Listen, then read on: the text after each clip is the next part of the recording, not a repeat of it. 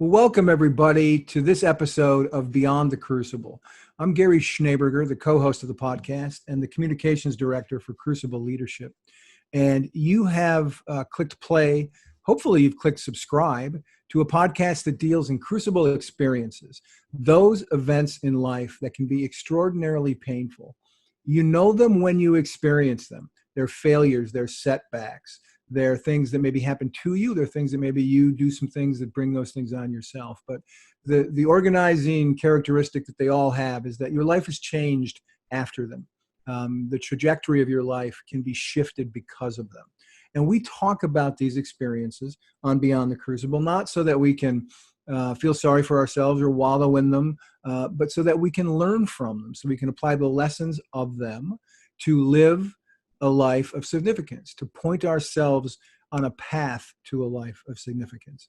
And the host of the show and the architect, the creator of Crucible Leadership, the man who authored this idea of going from crucible to a life of significance is here with me now, and it's Warwick Fairfax. Warwick, welcome. Great to be here, Gary, and very much looking forward to this. Yes, this one is going to be a special one, listeners, because, and I will admit, I have a flair for the dramatic. So, and I'm also an old newspaper guy. So I love the idea of breaking news. I love being the first one to report news to you. So we have some news that we're going to break here on Beyond the Crucible today about Warwick and about Crucible Leadership. That is extraordinarily exciting. It's both good news for Crucible Leadership and good news for Warwick. And Warwick, with that build up, with that setup, tell the listeners just what the news is that we're breaking today. Absolutely, Gary. Well, Crucible Leadership and I have a book publishing deal with Morgan James Publishing, which I am super excited about. It's been a long journey, but this is a huge milestone for me and for Crucible Leadership. Yeah, I mean, let's stop here and make sure the listener heard that. There is a book now coming, authored by Warwick, about Crucible Leadership, and we'll talk here in detail about just what that book's going to contain. Because I'll let you in on a secret. I've read the manuscript, and it's good stuff.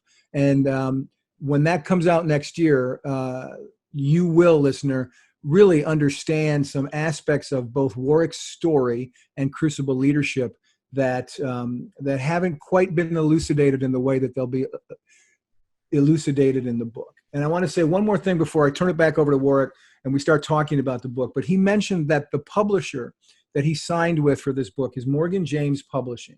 And I just want to read what their corporate motto is so that you have an idea of the kind of book this will be, the kind of story this will tell, the kind of hope I think this will engender for you who read it.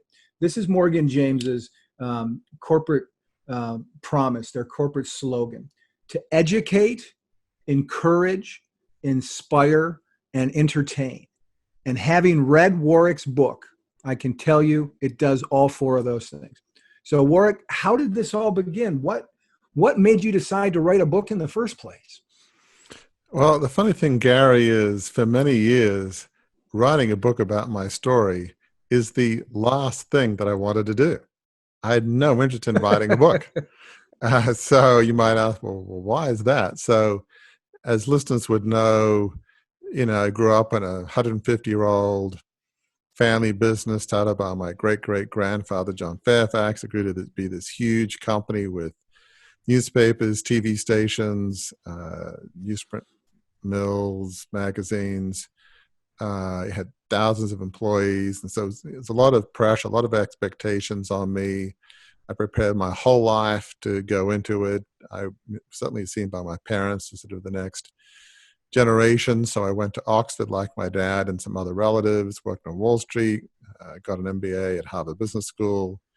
And in kind of early 87, my dad died. He was in his late 80s. There was turmoil within the company, some, I guess, a different vision. The company wasn't being well run, at least as far as I and my parents thought. So I launched this $2.25 billion takeover That is, listener, as I like to say to Warwick, that is billion with a B. That is billion Absolutely. with a B.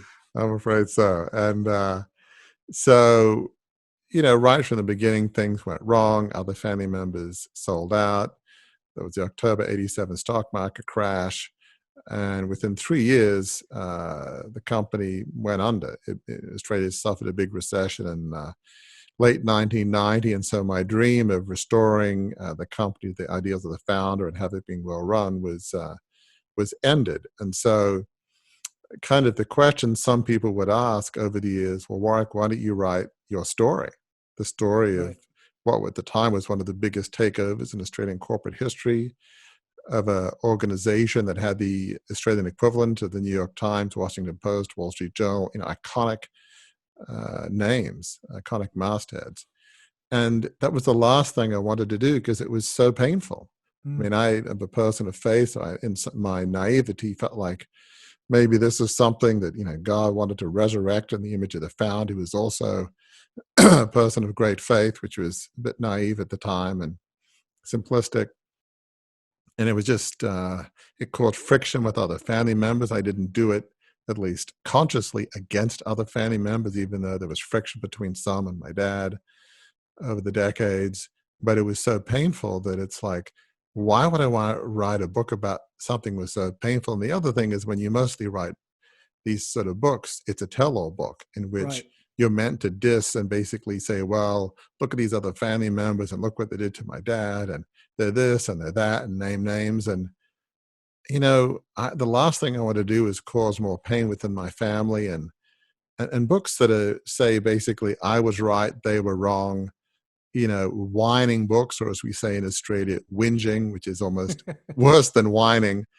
It's just typically boring, untrue, and self-serving. And so it's like it was A, it was painful, and B, writing a tell-all book that caused more pain.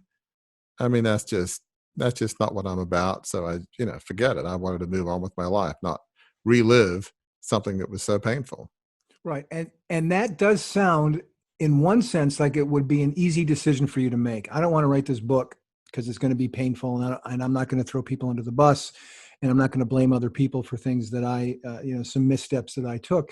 But in one sense, it had to have been not easy too, because it's true that pretty much everybody in Australia wanted to hear your side of the story, or at least wanted you to talk about your side of the story. This was big headline dominating news about the takeover. You did not do a lot of interviews in the press at that time. So it's still safe to say today, it was safe in the late 80s, early 90s. It's safe today.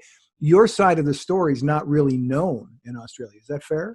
Absolutely. Yeah, it was not known. And it's funny, growing up in a media business, you'd think I'd be a bit more open to talking to the media. But, even at the time during the takeover years, those 3 years, I gave no interviews, which, in hindsight was obviously a very significant, if not colossal mistake. And not talking to the media, whatever you may think of them, is really the right strategy. Figure out how to handle it well. And obviously, Gary, you've had a lot of experience in media. Right. Not talking is, they'll just write whatever they want to write. So I remember there was a equivalent of a New York Times Sunday magazine in competitive newspaper. And the headline in the Sunday magazine, I guess it was Saturday, but that was kind of when the big paper came out. The headline was Warwick Fairfax, the man behind the mask. Right. And all these people would try and guess at who Warwick Fairfax was. Some people that they interviewed saying, Warwick's the most secretive, enigmatic person I've ever known. I don't know what he's thinking. Well, it's because I didn't really talk about it, Right. So I never really gave interviews. I've given a couple in more recent years, but I really have not got into any level of detail about why I did the takeover, what I was thinking. I've just been very, very, extremely careful, even when I've talked to the media. Right. And that's a great setup, Warwick, for what this book, which is going to be called, we believe, Crucible Leadership, same as the brand, same as your life practice is called. But this is a good point to sort of pivot on that question of, yeah, it's been more than 30 years. People have not heard your side of the story. You didn't write You didn't want to write the book that people wanted you to write, yet you've now written a book and it's going to be published. What changed? What changed in your vision for what the book could be, and what was the impetus for that change from that switch going from I don't want to write a book to maybe I'll write a book? It's an interesting question. Really, the answer is in 2008, the pastor of the church we go to in Maryland, it's the largest non-denominational church, and my pastor was giving a message on the life of David. And he was King Saul's right-hand man, a very successful commander. And as often happens, when you're super successful, your boss tends to get jealous. Right. Well, back in those days, jealous meant, he'd try and kill you, which typically doesn't happen in the corporate world. But when you're king back in the day, right, the rules were a bit different. And so he was running away, hiding in some cave and feeling pretty sorry for himself. So my pastor wanted to give a message of a righteous man falsely persecuted. I said, well, that's not really me. I mean, I brought a lot of pain on myself, a lot of missteps, but fine. If you want me to give a 7-10 minute, talk about my story and what I feel like I'd learned, and because it's a church, what I feel like God was teaching me, I will. And I'm not Mr. Public Speaker. I'm more of a shy, retiring person, my personality. But I guess I must have given it in a vulnerable, authentic, here's kind of the story and what I went through. And what was amazing to me is weeks, months after, people would come up to me and say, you know what, Warwick, what you had to say really helped me. And I'm thinking, how could that help anybody? I mean, I don't know too many former media moguls in the congregation. It's just a cross-section of just regular folks, from different jobs, different walks of life, different problems, different challenges, just like any group of people have. But somehow, I guess, by me sharing my story, which is failure on really quite an epic scale, larger than most people will fail on, and just being authentic and vulnerable about it, somehow that resonated with people. And so that was the big shift, because I thought, if by writing about my story, it can help people, now it's worth going through the pain. And it was painful writing about these episodes. That's pain worth going through. So that 7-10 minute speech in church in 2008, that was a significant shift in my thinking. And it's to hear you explain that the way that you explained it right now. And I hope you hear this, listeners. We've had 10, 15 guests who've been on this podcast, and they've said versions of the exact same thing that Warwick just said. If talking about my pain, if reliving my crucible experience and how I kind of bounce back from that, if that can help somebody, then I'll do it. So the very same thing that has led guests of Beyond the Crucible to come into our little studio and have a chat, our virtual studio, and have a chat with us, is the very thing that led you to realize, right, that this is something you want to set at the time when you started it, maybe typewriter to paper, but certainly computer to whatever it is that it happens inside a computer to gigabytes. It made you realize that you could type this story out and it would have an impact. Absolutely. And so really that began a journey. And we're now 2020. That's 12 years. That's a long time. And, it took a long time, and there were some reasons for that, but certainly one significant reason, and we'll get into this more in a bit, but the core of the book is really my story. And so when you're writing about some of the dumbest, stupidest decisions you've made and writing about them in exhaustive detail and explaining what you did and what you were thinking, what you were not thinking, and what you should have been thinking. Right. I couldn't write for more than maybe a couple hours a day max. And then I needed a breather to recover from the experience and to get my equilibrium back before I went into the lines down again. So it was, that was certainly one significant reason why it took so long, but I was committed to doing it because I felt like by talking about this, it could help people. Right. And So that's one part of the book. Unpack a little bit about, because one of the things that's fascinating to me about the book is that there's a little bit of personal memoir in it about your story, as you've talked about, but there's far more than that in there as well. There are other perspectives that you bring to the table. So explain to the listener what you've tried to bring to the book in terms of the content, and then how you think that content will help with the subject of what this podcast is about, helping them move beyond their crucibles and become crucible leaders themselves. You know, it's funny, and we'll get to this probably in a bit, but the whole concept of crucible leadership, it came out of the book. But I didn't, when I started writing it, I didn't have that notion. So often, you know, one lesson learned is when you have this vision, it may not be fully formed, but just take a few steps. I wrote a blog a while back now, something like, you know, vision in the fog or something of that effect. You might not have the total picture. You have a sense that this is right. This is what you need to do. And the vision will become clearer and clearer as you keep going down the path. So at the time, you know, I've always loved leadership. I've been a student of leadership. I've loved history. I've read about history, about, you know, great figures in impossible situations, whether it's Lincoln or Churchill doing amazing things.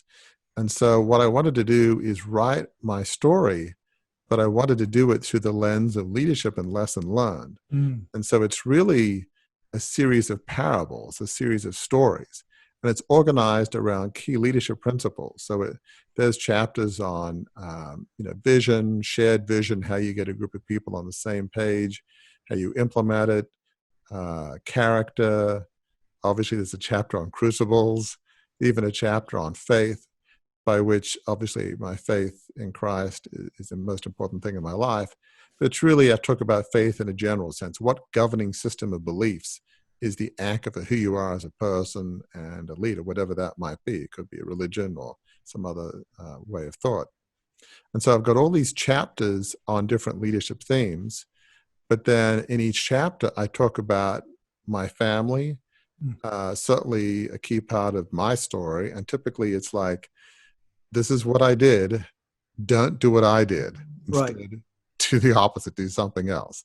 And so you see my story, it's all laid out there, but you'll see it through different lenses. It's like watching a movie, and you know, by looking at different camera angles, the story appears a bit different.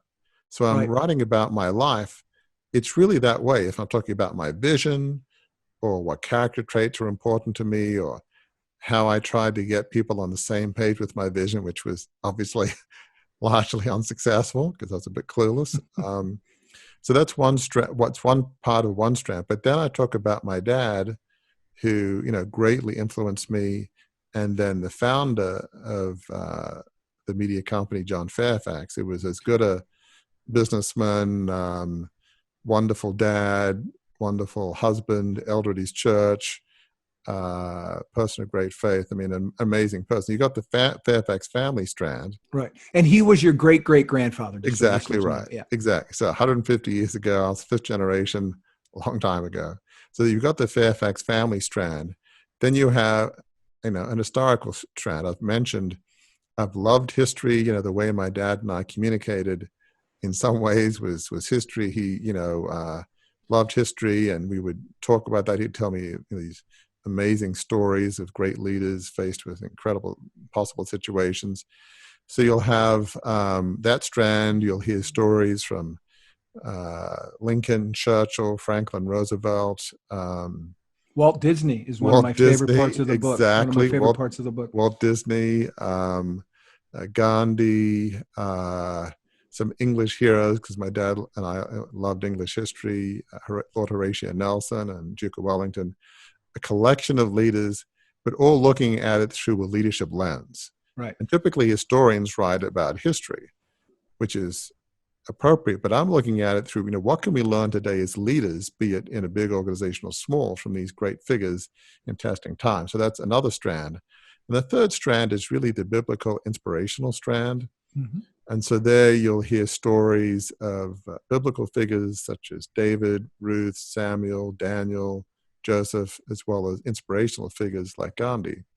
And Jesus. I mean, you talk And about Jesus, Jesus and, yeah, absolutely. for And his Jesus. leadership abilities. Yeah, and people think about, like, how can we lead with the character of Jesus? But uh, Jesus has something to teach us about organizational Hmm. principles, and how the faith was able to grow over the first few hundred years to a remarkable degree. What were some of those key leadership characteristics? So with the biblical inspirational strand, it doesn't really matter whether you believe in the Bible or not. These are historical figures, and what can we learn from them? So it's Right. really, when I think of those three strands, you got the Fairfax family strand, the historical strand, the biblical inspirational strand.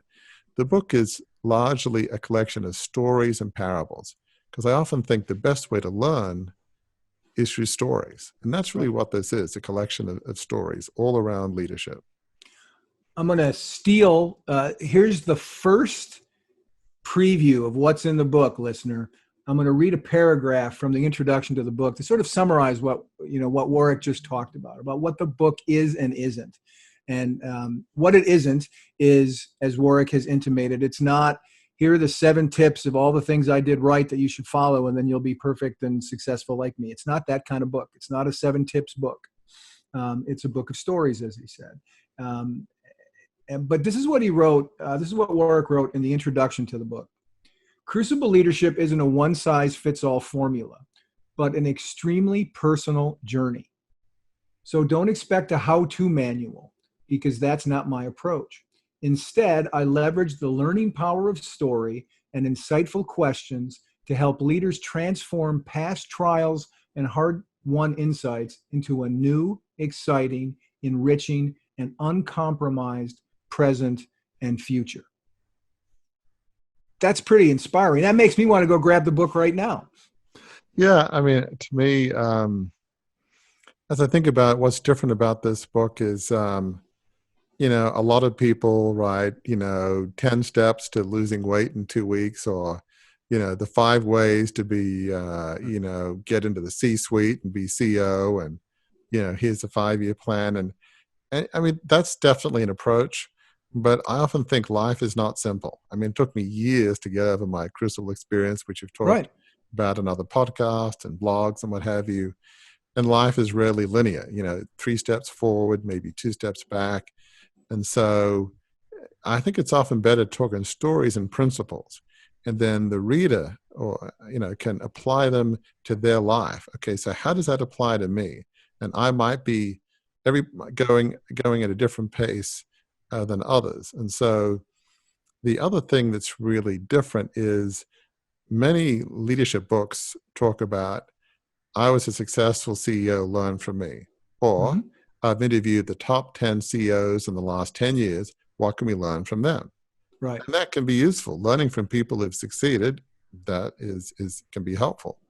But this is more looking at it from another perspective, which is, I made some incredibly stupid mistakes. Okay, I was young, but they were stupid nonetheless.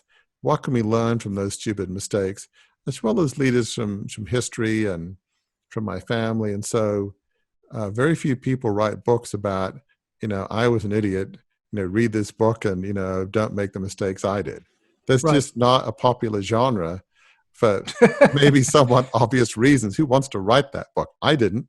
Yeah. But the only For reason a I long time. did, Right. was because if it's going to help people, and it's like, maybe what helps me a bit is just my faith, and my perspective is, because I believe God loves me unconditionally, I'm okay with telling people I was an idiot and made some colossally bad mistakes with significant consequences, both monetarily and my family. I mean, I'm certainly very comfortable now.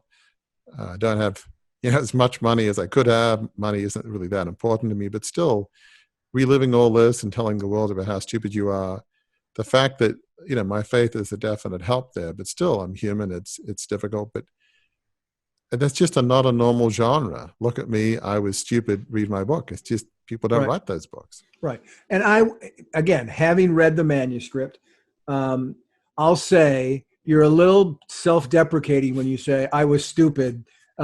You made mistakes, as you've acknowledged on every episode of Beyond the Crucible, but you also learned some things. You also learned and applied some things about transparency, about character, about helping others, living life on purpose, and living it, having that purpose be motivated by helping other people.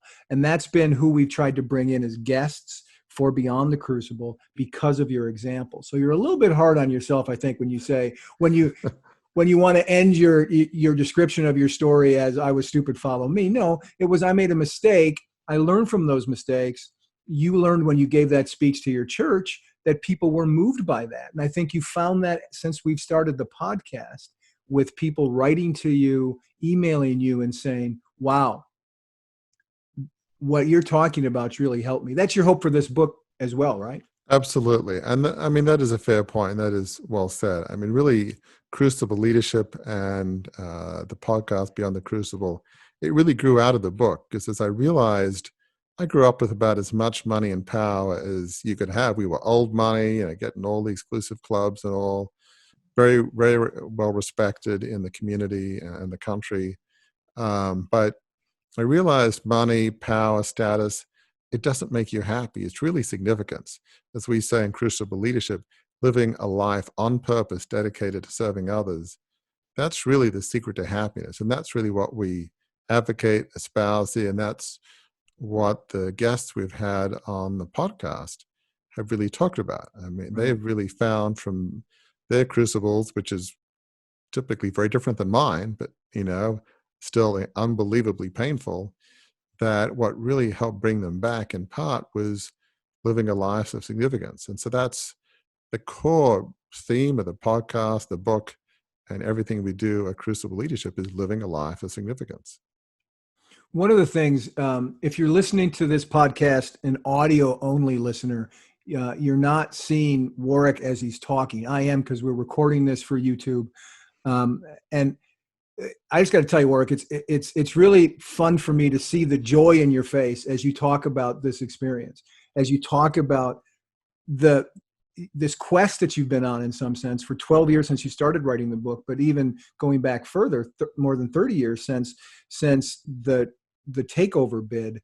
And I can see in the way that you talk about it that you're pleased, again, not because you're getting a book published so much as you're getting a book published that you believe will help people with the same kinds of emotions that you went through when you had your Crucible experience. Absolutely, Gary. I mean, when I think about it, really living a life of significance, that is one of the keys to coming back from a painful crucible experience, almost irrespective of what that is. Yes, there's some soul work, admitting, failures, reconciliation, whatever the things are that you feel called to do. Maybe you were in the wrong position, like I was. You needed more of a Rupert Murdoch, take no prisoners, or at least some kind of hard-charging, decisive executive. I'm more reflective advisor. It was a terrible fit. That's many lessons learned I talk about in the book. But probably the biggest one is, as I began to do things that were within my gifting and focus on serving others. I have been over the years on 2 nonprofit boards, my church board, and previously been on my kids' school board. And now with Crucible Leadership, I've done a lot of executive coaching with my blogs, writing, podcasts, all these things and different endeavors in which I'm endeavoring to help other people. As that's happened, healing has happened bit by bit, layer by layer. Yeah, there's always a scar. In your bad moments, you always remember and says, oh my gosh, why did I do that? But, living a life significance, it's almost I hate to use buzzwords, but like the secret sauce, the magic potion, if you will. I mean, it doesn't solve everything. It doesn't happen overnight, but it's in terms of making significant strides to getting over a really painful crucible experience. Finding your life of significance is one of the key ways to moving forward and having a fulfilling, even joyful life. And we just had, as we're recording this, we released a new episode of the podcast that's available to all of you listeners with Kathleen Merkel. And one of the things that stuck out that Kathleen said in our interview with her was that, you can be 80 or 90 and it's not too late to live your life in the most contented way that you can. That's her way of saying to live a life of significance. It's never too late to begin that process of pointing your compass toward a life of significance and walking that out. And I think we've discovered that throughout what we've done so far, what we're going to continue to do on Beyond the Crucible. But that's the message of those stories that you talk about in your book, Beyond the Crucible, is it's the story of your great-great-grandfather, John Fairfax. It's the story of your father, Sir Warwick Fairfax. It's your story. It's the story of those historical and religious and inspirational figures you talk about. It's never too late to turn what the world views as a failure, what maybe even you view as a failure. It's never too late to turn that around, learn the lessons, and point yourself towards significance. And that is so true, because it's easy to say, well, I've been thinking about writing a book since 2008. I could have started earlier, but obviously I didn't because it was all too painful. And, it's 30 years since the company went under. At least it left family control. It still exists as an entity, but, it's more than 30 years since they did the takeover. That's a long time, but yet this is a dream come true to get a publishing deal with a company as well-respected and prestigious as Morgan James Publishing. But yeah, it is never too late. Doesn't matter what age you are. You want to keep moving forward and living your life as significant to the best ability you can. So never say, oh, well, I've missed my time. It doesn't matter whether you're 20, 30, 40, 50, 80, 90. It's always easy to say, oh, it's too late, Right. But it's never too late. While we're here, there's, you always have that opportunity to live your best life in line with what you feel is your purpose. Well, that's a very resonant point. And I think, as I like to say, there comes a time in every podcast when we have to land the plane. Maybe this time I'll say we have to temporarily shelve the book.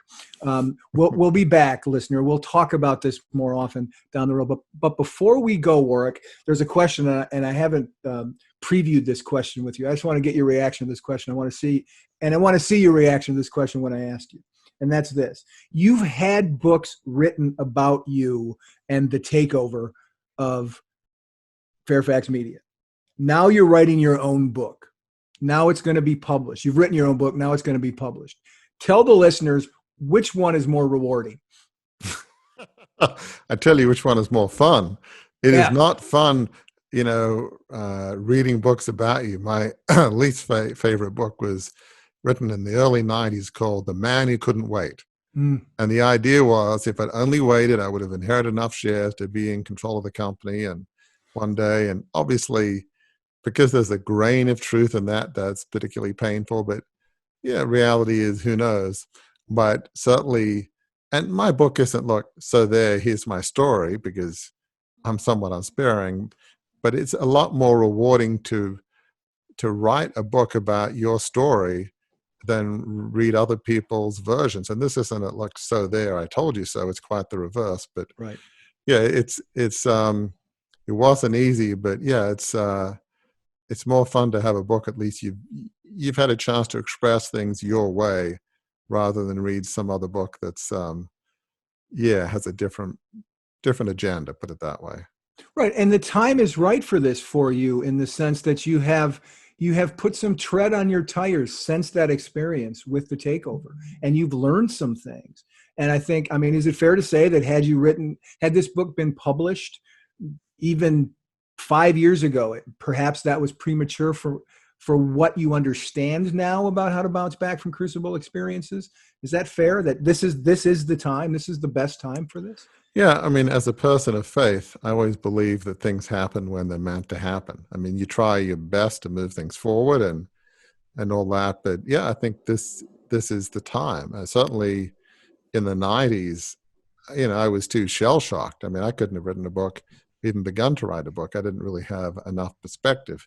2008, by then, life had started turning around for me, and I had more perspective. But yeah, now's the time. Certainly a couple of decades ago, it wouldn't have been. I couldn't have written it. I would not have been at all ready to share my story. It was just, there were years in which it's like, gosh, if I write the story, what will people think? Will I hurt people's feelings? What about this? What about that? I mean, it's almost hard for me to remember all of the things I was so fearful of, Right. even back in the 2000s, around the time I was thinking of writing the book. So yeah, now is the time. All right. At that, we will close the book for now. For sure, listener, we will continue to talk about this publishing journey that Warwick's on now that he's got a contract for it, now that there's a publisher that we're working with very closely. He's working with very closely. Morgan James Publishing. This will be out next year. As soon as we know when that's going to be, we'll keep you updated. We'll make sure you know. So until that time comes that we're together again on Crucible, on Beyond the Crucible, to talk about Crucible Leadership. And the book is called, by the way, Crucible Leadership, Embrace Your Trials to Lead a Life of Significance. That's the working title right now. So we're still kind of early in the process, but we'll keep you updated as we go along on things about the book. If you have any questions about the book, visit us at crucibleleadership.com. There's a contact form on there. You can email us, and we'll pass those along to Warwick so that he can answer any questions you might have about the book and his experience, or about Crucible Leadership. If you enjoyed what you've heard on this podcast, if you're excited about the book and you're excited about further podcasts where we have guests, or Warwick and I are just talking about aspects of Crucible Leadership, we do ask that you would subscribe to the podcast so that one, that makes sure you never miss an episode, and two, that allows us to get this kind of hope and healing that Warwick was talking about in his own experience. The same thing that he talked about to his church all those years ago, 12 years ago now. It will allow us to get these podcasts into more hands and help more people move beyond their crucible. So until the next time that we're together, do remember that Crucible Leaderships are painful. We don't doubt that. We know that. Warwick has talked about his here today. But they do not have to be the end of your story. In fact, they can be, if you learn the lessons of them, you apply those lessons, and you move forward with purpose, they can be the best part of your story, a new chapter, the best new chapter, because it leads at the end of the journey to a life of significance.